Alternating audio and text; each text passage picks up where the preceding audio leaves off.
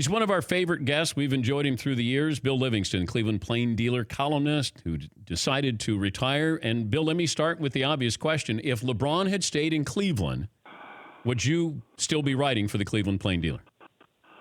No. This has been in plans. I'm 70. I wanted to max out my government benefits. The hours had gotten awfully long, especially at Ohio State games, which I love, but 109,000 people for the big games. You had to get there 3 hours earlier. You got there 15 minutes early with your shirt tail flapping because of the crowds, and 4-hour games. And, if it was a 3:30 game, usually, or a noon game, you had to drive back 2 hours and 15 minutes to Cleveland. It just, and the finals games being so late. But I am going to write one a week or so. Oh, good. And, and I'll be covering all of the last break here, and they've told me I can do any Ohio State home game I want to do, although only Michigan looks very good this year. So semi-retirement, I'd say. Did you see this coming with LeBron? Was there any chance Cleveland could have retained him? Only a scant chance. I think had they had their pattern in the past of being insanely lucky in the lottery, in which they got LeBron, Kyrie Irving, and Andrew Wiggins, who was the ammunition to get Kevin Love.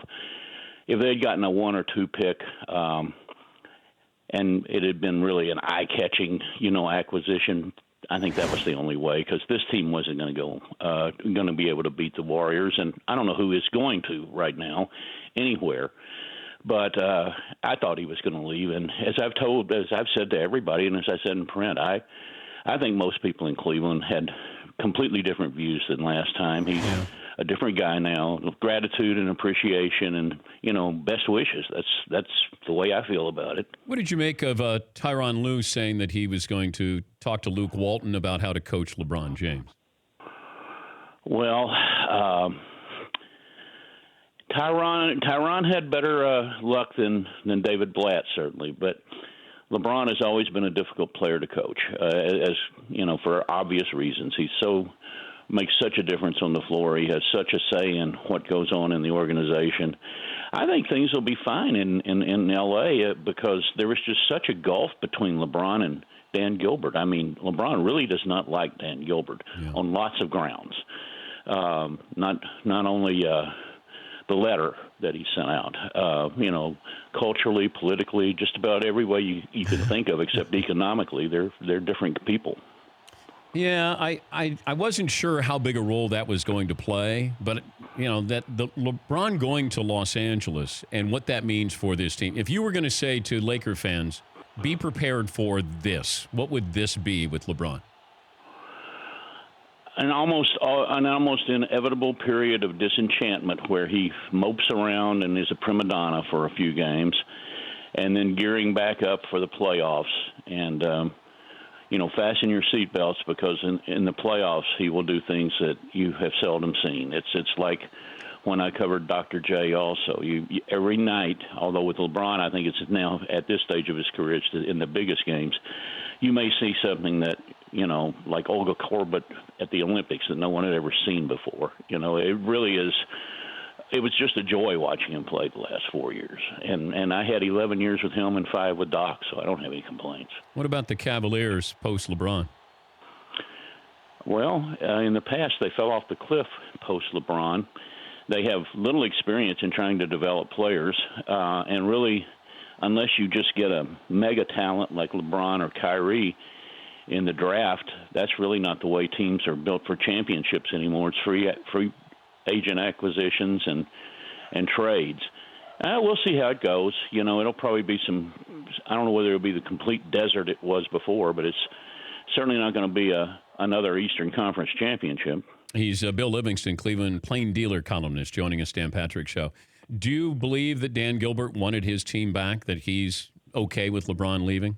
Not that he had a say in it, but do you believe that he's glad to have this team now back? Well, I don't know. I mean, he was one of them, besides the personal conflicts, he let David Griffin walk, who was a LeBron favorite and who had done a great job as a general manager. And, I don't know how much of it was Gilbert's fault. He's putting the best face on it, and it was nice that he sent out a letter that had a little class to it this time, unlike the first time. And I was on LeBron too, but not like he was. Nobody was ever on a former player like he was. I personally am not very fond of Dan Gilbert. But I tried to just not discuss him, or if I did, to be fair about it. I think he's beloved here in Cleveland because he spends the money, and that's always been the problem with owners here. What problem did you have with him?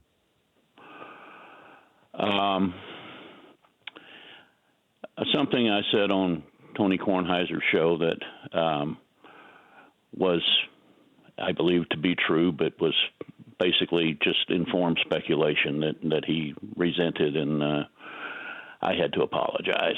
And it was probably correct that I did, although I still think I was correct. One of those Trump apologies. I'm sorry if I offended you. If I said you could have no holds barred interview with LeBron or Dan Gilbert, I'm supposed to choose? Yeah. Oh, well, I like LeBron. I'd take LeBron. Absolutely. Yeah, but don't you think you get more interesting things out of Dan Gilbert?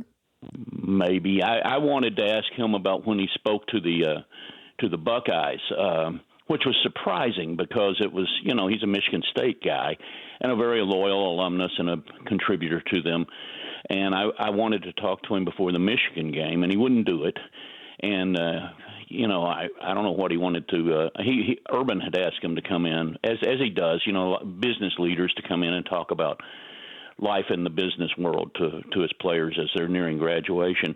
And he wouldn't do it, and he didn't want to do it ever. And I don't know what he said. It was probably a bunch of stuff about mortgage rates or something, but it would have been interesting to me, but he didn't want to go there, and I don't really want to go there with him. Yeah, it's fascinating. I'm pretty much done with Dan Gilbert and people, Art Modell and people like that I had real problems with. But, the fact that he won a title there helps him, whereas Modell, what happened. Oh, sure, yeah. sure. He's busted the salary cap and going way into the luxury tax. That's why the average fan, likes him. There's no question about that. And it is to be saluted. But there are these other issues with him. No, he spent the money, and the Dolans don't have it, and there's a hard salary cap in the NFL. So there you have it. You need a basketball owner who can spend money, and he owns a casino. Nobody but Trump ever lost money on casinos that I know of. Bill, enjoy your semi-retirement, and we appreciate your time. All right, thank you. All right, Bill Livingston, Cleveland Plain Dealer columnist. Retiring. He'd seen it all with the Cleveland Browns.